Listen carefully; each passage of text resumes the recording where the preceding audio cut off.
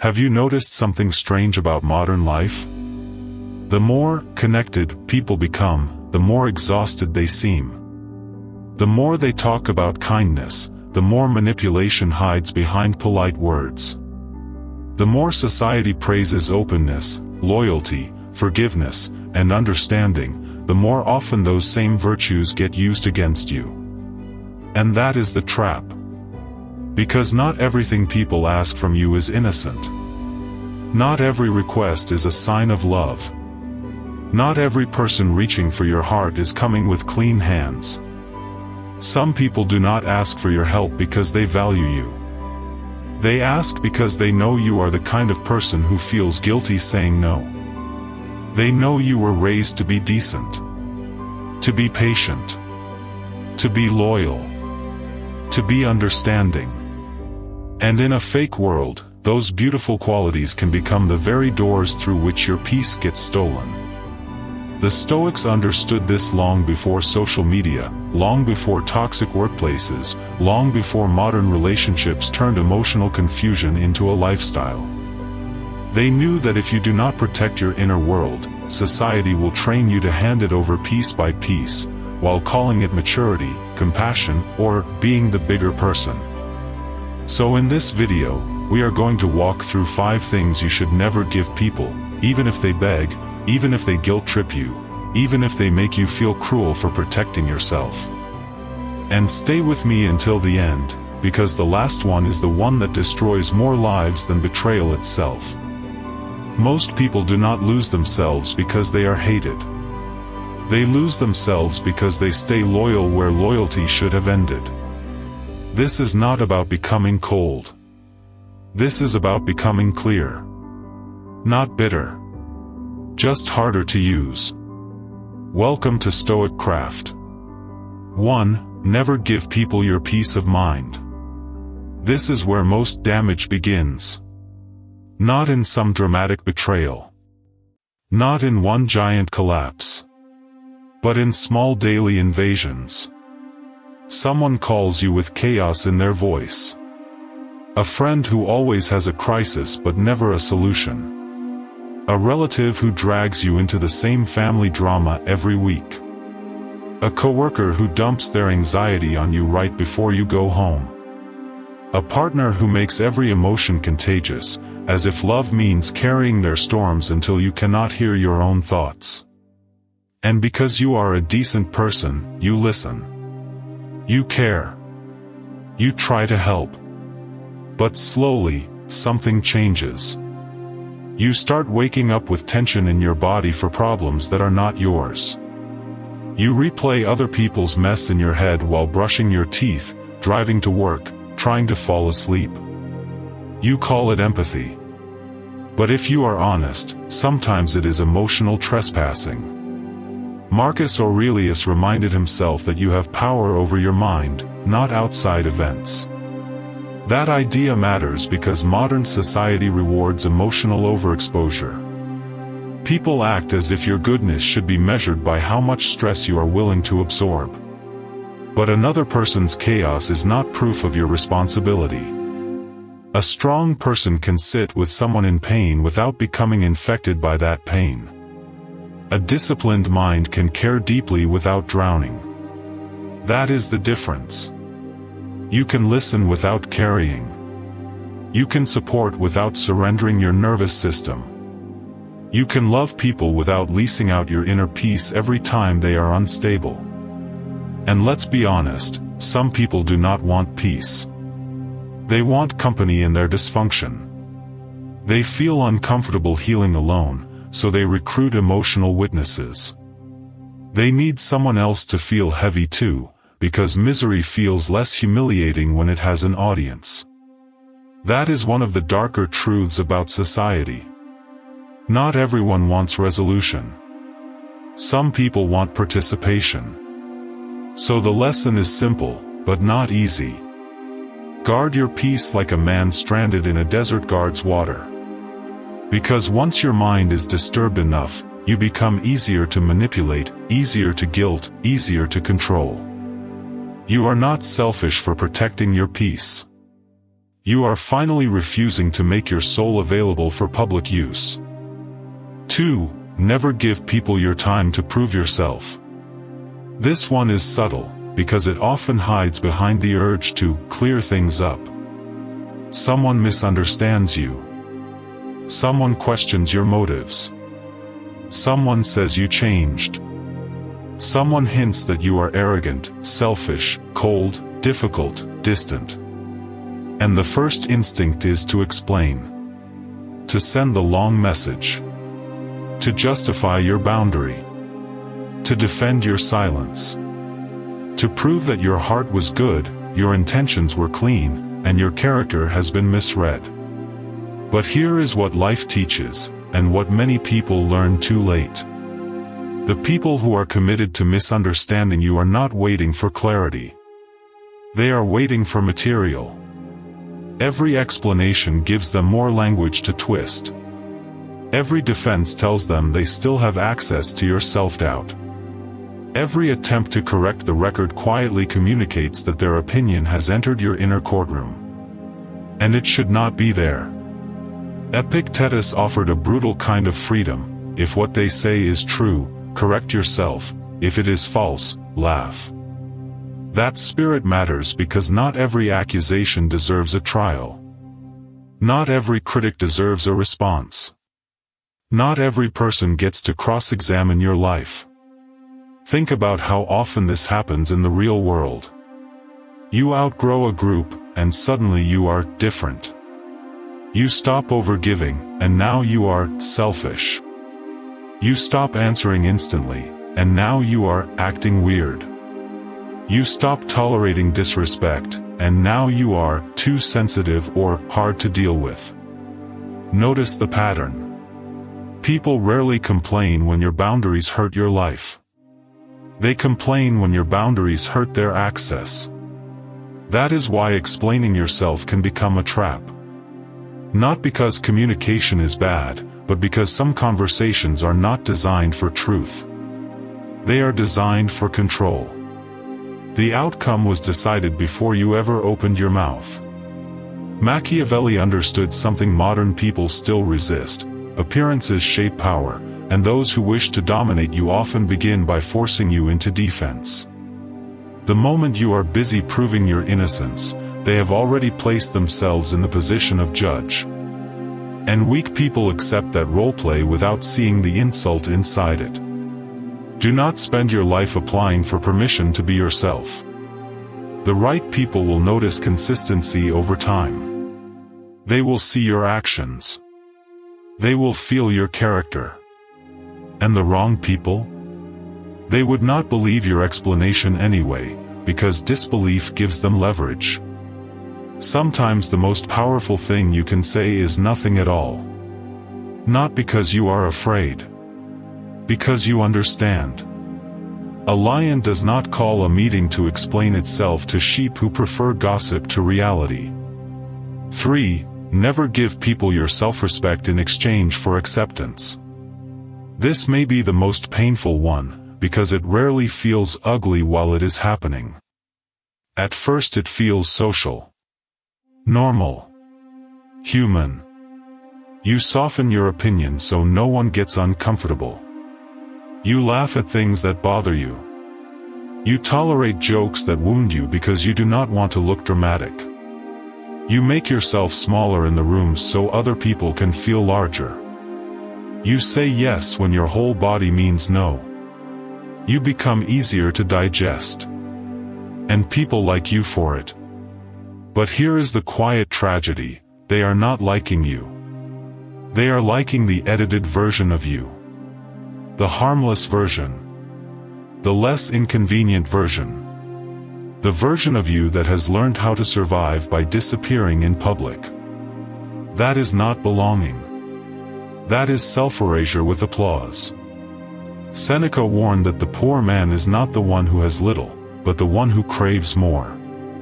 In modern life, one of the deepest forms of poverty is craving approval so badly that you trade your dignity for social comfort. And society rewards this more than it admits. It praises people for being easygoing, when what it often means is easy to override. It celebrates being nice, when what it often means is too frightened to disappoint anyone. It calls you immature when you swallow what should have been confronted. It tells you to stay humble even when what it really wants is for you to stay uncertain. This is how fake systems survive. Not by breaking strong people all at once, but by training them to betray themselves a little at a time. A lot of adults in America are living this exact story right now. They built careers they do not respect, stayed in relationships where they cannot breathe, maintained friendships built on old versions of themselves, smiled through rooms that made them feel invisible. And they cannot understand why, even when life looks acceptable from the outside, something inside feels abandoned. This is why. Because self-respect is not just a virtue. It is inner alignment. It is the feeling of not being split in half between what you know and what you perform. A strong person would rather be alone in truth than accepted through distortion. He would rather lose a room than lose himself in it. If being welcomed requires your silence, your shrinking, your self-betrayal, then what you are being offered is not acceptance. It is conditional tolerance. And that price is too high. 4. Never give people your forgiveness too easily. Forgiveness is beautiful when it comes from wisdom. It becomes destructive when it comes from fear. Many people do not forgive because they are free. They forgive because they are uncomfortable with conflict. They forgive because they fear losing the relationship. They forgive because they do not want to look bitter. They forgive because they were taught that being good means moving on quickly, no matter what the wound cost them. So someone lies. Someone betrays your trust. Someone crosses a boundary they fully understood. Someone disappears when you needed them and returns with a soft voice and a convenient apology. And suddenly the pressure begins. Don't hold on to the past. Everybody makes mistakes. You need to heal. If you were really strong, you'd let it go. But notice how often this language protects the comfort of the offender more than the dignity of the wounded person. That is why this principle matters so much. Forgiveness without change is permission. When nothing in their behavior shifts, but you rush to restore access, what you call mercy can become an invitation for repetition. Now let's make something clear. Forgiveness in the Stoic sense is not emotional slavery. It does not mean you keep touching the fire to prove you have evolved. It does not mean forgetting patterns your nervous system had to survive. It does not mean pretending the wound was shallow because the other person has suddenly become uncomfortable with consequences. A disciplined mind may release hatred for its own peace, yes. But peace is not stupidity. Peace is not amnesia. Peace is not reopening the gate while the wolf is still pacing outside. And this is where the self-righteous side of fake morality gets exposed. People love preaching forgiveness when they are the ones who benefit from your short memory. They call you cold when what they really mean is, I miss the version of you that gave me grace before I earned it. Real forgiveness has discernment in it. It watches. It waits. It sees whether remorse has become action, whether apology has become discipline, whether words have become evidence. You do not need revenge. But you do need pattern recognition. Because if you forgive too fast, too cheaply, too automatically, you are not transcending human weakness. You are rewarding it. 5. Never give people your loyalty when they have not earned it. This is the last one, and maybe the most dangerous, because loyalty feels noble even when it is killing you. People stay loyal to friends who envy them, to partners who keep wounding them, to family systems that survive on guilt, to employers who drain their life and call it commitment.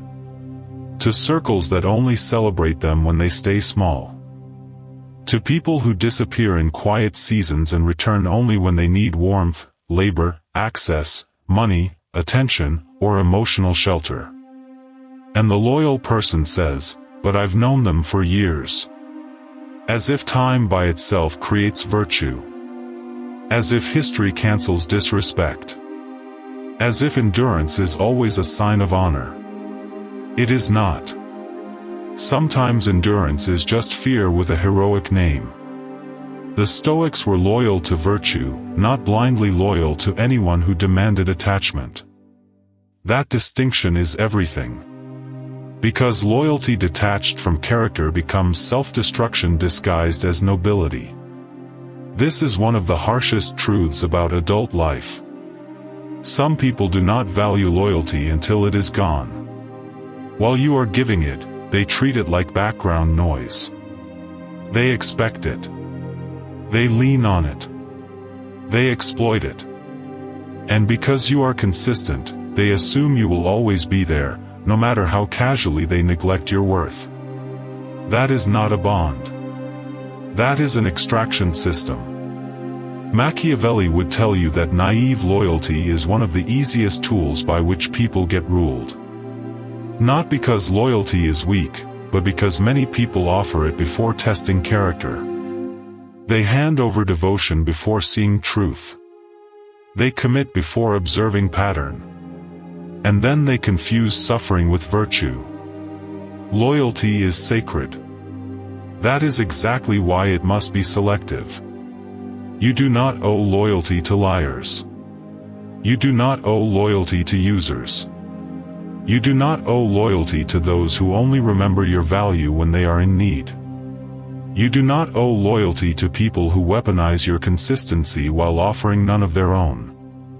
Sometimes cutting someone off is not cruelty. It is moral clarity. Sometimes the most honest sentence in your life is this: I was loyal longer than the truth allowed.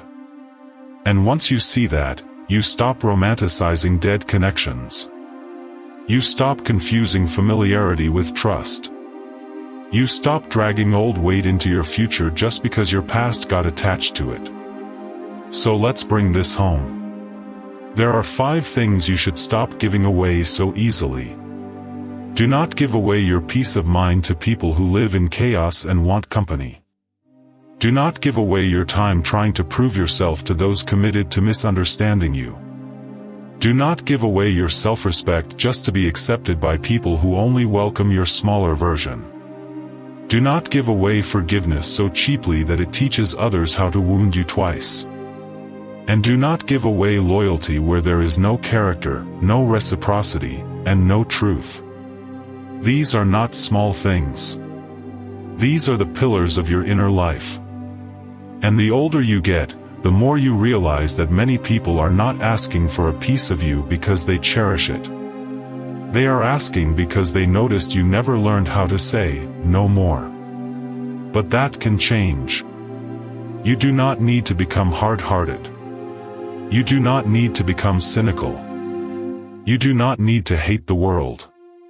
You just need to see clearly. Because once you see clearly, you stop handing your life to people who treat your depth like a convenience. The Stoics were not admired because they were agreeable. They were admired because they were inwardly governed. They knew where they ended and where the world began. They knew how to stay human without becoming easy to use. And in an age built on overstimulation, guilt, performance, and emotional manipulation, that kind of discipline is not old-fashioned. It is survival. If this spoke to something you've been carrying, let it stay with you for a moment. And tell me in the comments. Which one has cost you the most, your peace, your time, your self-respect, your forgiveness, or your loyalty? If this kind of content helps you see life more clearly, subscribe to StoicCraft. Here, we do not chase empty motivation. We build inner authority. We expose the games people play. And we learn how to move through a false world without losing what is real inside us. Protect what is yours. Not with noise. With clarity.